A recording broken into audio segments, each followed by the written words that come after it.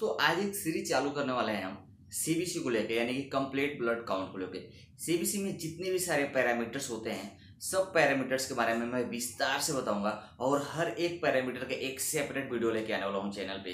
तो इस वजह से आप लोग जो भी सीबीसी में जितने भी पैरामीटर्स होते हैं सबके बारे में पूरी विस्तार से आप लोग जानोगे। हर एक पैरामीटर का एक अलग अलग वीडियो होगा, उसकी कम या ज़्यादा होने के रीजन क्या होते हैं, क्यों कराया जाता है, उस पैरामीटर का महत्व क्या होता है सीबीसी के अंदर, ये सब मैं बताने वाला हूँ। तो दोस्तों आज इस वीडियो का ये पहला पार्ट है, यानी फर्स्ट पार्ट है, और इस वीडियो के अंदर हम लोग जानेंगे पहले हीमोग्लोबिन के बारे में। तो दोस्तों वीडियो चालू करने से पहले आपसे रिक्वेस्ट है कि जो लोग पहली बार चैनल को देख रहे हैं चैनल को जरूर सब्सक्राइब कर लेना और साथ ही साथ बेल आइकन को जरूर प्रेस कर लेना। तो चलिए हम चालू करते हैं और जानते हैं इस फर्स्ट पार्ट में कि हीमोग्लोबिन क्या होता है।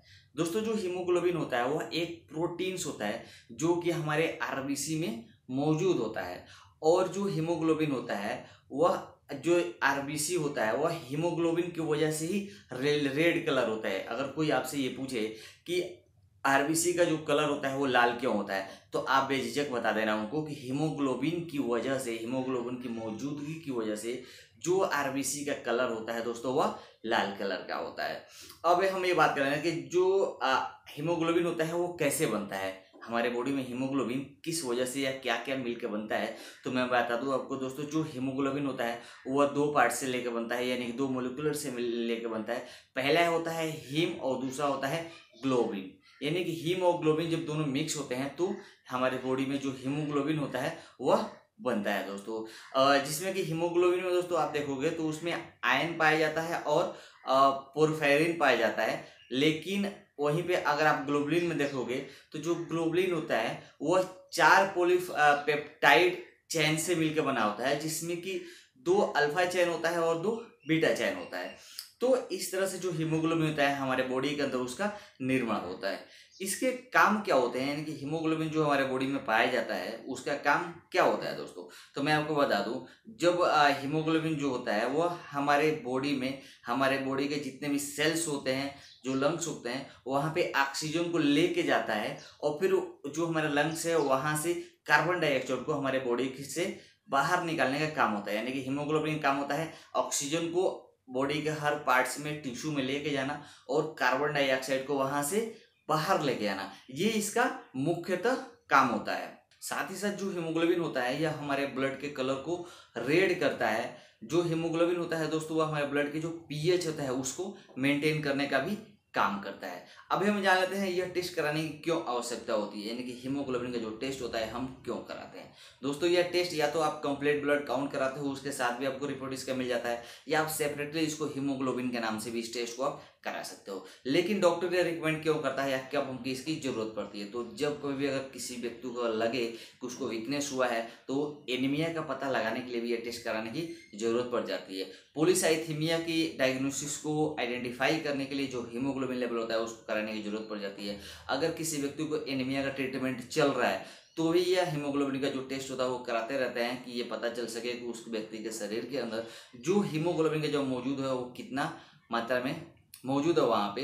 उसके बाद से देख सकते हैं ब्लड डिसऑर्डर वेरिएंट अगर किसी व्यक्ति को होता है, तरह तरह के ब्लड डिसऑर्डर है, तो उसको पता करने के लिए जो हीमोग्लोबिन का जो टेस्ट होता है वो कराया जाता है। हेमेटोलॉजिकल अगर इरिटेशन अगर किसी व्यक्ति को हुआ है, डिसऑर्डर हुआ है, तो उस कंडीशन में जो हीमोग्लोबिन का जो टेस्ट होता है वो कराने की जरूरत पड़ जाती है दोस्तों। साथ ही साथ अगर कोई व्यक्ति अगर कभी भी आप देखते हो कोई सर्जरी अगर होने वाला है, किसी को एक्सीडेंट हुआ है, कोई गर्भवती महिलाएं हैं, तो उस कंडीशन में भी यह हीमोग्लोबिन टेस्ट करने की जरूरत पड़ती है। या नॉर्मली आप हेल्थ चेकअप में भी हीमोग्लोबिन का जो टेस्ट होता है वो आप करा सकते हो।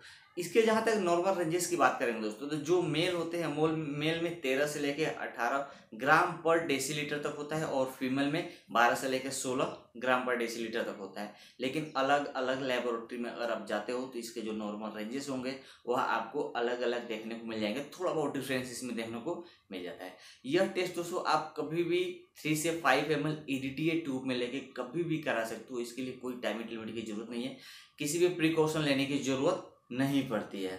लेकिन ये सारे होने के बाद भी अक्सर आप देखते हो बहुत सारे ऐसे व्यक्ति होते हैं जिनका जो हीमोग्लोबिन होता है वह हाई हो जाता है या लो हो जाता है। तो इसका रीजन क्या होता है, ऐसा क्या कारण होता है जिसकी वजह से जो हीमोग्लोबिन होता है हमारे बॉडी के अंदर वह हाई हो जाता है या लो हो जाता है। तो चलिए हम सबसे पहले ये जान लेते हैं कि हीमोग्लोबिन हाई होने का रीजन क्या होता है। अगर आपका हीमोग्लोबिन अगर टेस्ट कराते हैं और अगर हाई आता है तो उसका मतलब हम क्या समझ सकते हैं। तो सबसे पहले तो ये आता है पेशेंट को शायद पॉलीसाइथेमिया वीरा हुआ है, या हार्ट फेलर की स्थिति में भी आप देखते हो जो हीमोग्लोबिन होता है वो हाई हो जाता है। किसी को अगर लीवर कैंसर हुआ है तो भी हीमोग्लोबिन हाई हो जाएगा, किडनी कैंसर हुआ है तो भी हाई हो जाएगा। उसके बाद से दोस्तों डिहाइड्रेशन की स्थिति में आप देखोगे जो ये हीमोग्लोबिन का लेवल होता है वो हाई हो जाता है।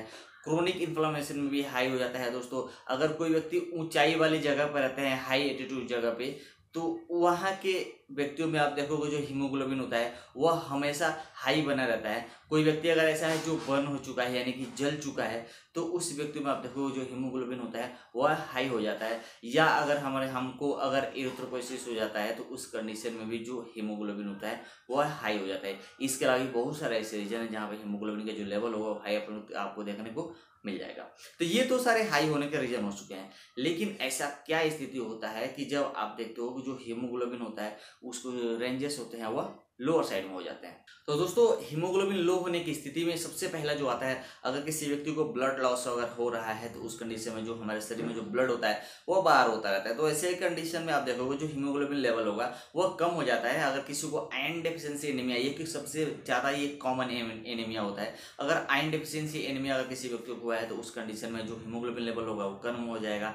विटामिन B12 की अगर डेफिशिएंसी है तो वहाँ पे कम हो जाएगा। फोलिक एसिड में आप देखोगे, विटामिन B9 में आप देखोगे जो लेवल होगा हीमोग्लोबिन का वो कम हो जाता है। या अगर किसी को क्रोनिक डिसऑर्डर हुआ है, कोई ऐसा व्यक्ति है तरह तरह के उसके ब्लड का अगर प्रॉब्लम है तो वहाँ पे आप देखोगे जो हीमोग्लोबिन लेवल है वो कम हो जाता है। किडनी के फेल्यूरल के पेशेंट में भी आप देखोगे तो वहाँ पे जो हीमोग्लोबिन का जो लेवल होता है दोस्तों वह अपने नॉर्मल रेंज से कम हो जाता है। उसके बाद से ल्यूकेमिया के पेशेंट में आप देखोगे उनका भी हीमोग्लोबिन, ल्यूकेमिया के पेशेंट में हीमोग्लोबिन कम बना रहता है। किसी को रोमेटाइटिस अर्थराइटिस अगर हुआ है तो वहाँ पर भी कम हो जाएगा। लैम्फोमा के कोई पेशेंट है तो उसमें भी हीमोग्लोबिन का जो लेवल होता है वो कम हो जाता है। अक्सर प्रेगनेंसी में होता है, देखने को मिलता है, जो प्रेग्नेंट लेडी होती है उनका जो हीमोग्लोबिन होता है वो कम होता रहता है, क्योंकि जैसे जैसे जो बच्चे का डेवलपमेंट चालू होता है तो हीमोग्लोबिन का लेवल कम हो जाता है। मोस्टली एंड ऑफ टाइम में जब प्रेगनेंसी, जब डिलीवरी होने का टाइम होता है तो आप देखते हो हीमोग्लोबिन कम हो जाता है। उसके बाद से कोई व्यक्ति अगर हेमोलाइटिक अगर एनीमिया है, हेमोलाइटिक अगर डिसऑर्डर है किसी व्यक्ति को,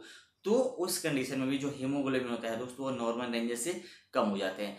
तो अराउंड में ये समझा जाए कि ये सारे काम होते हैं जो हीमोग्लोबिन होता है हमारे बॉडी के अंदर। तो दोस्तों ये इस सीबीसी के ये फर्स्ट पार्ट्स था। इस पार्ट्स के अंदर हीमोग्लोबिन के ये सारे काम होते हैं, नॉर्मल रेंज कम या ज़्यादा होने के ये रीजन होते हैं। अभी नेक्स्ट वीडियो आने वाला है दोस्तों आरबीसी के ऊपर, जो कि बहुत ही मजेदार वीडियो होने वाली है। तो उस वीडियो को जरूर देखना, स्किप मत करना, और इस वीडियो को अपने दोस्तों के साथ शेयर करते रहना। जितने ज़्यादा लोग हो सके उनको इस वीडियो के माध्यम से नॉलेज मिलना चाहिए। तो चलिए वेट कीजिए उस वीडियो का, और मिलते हैं नई वीडियो में एक नए फिर से टॉपिक के साथ।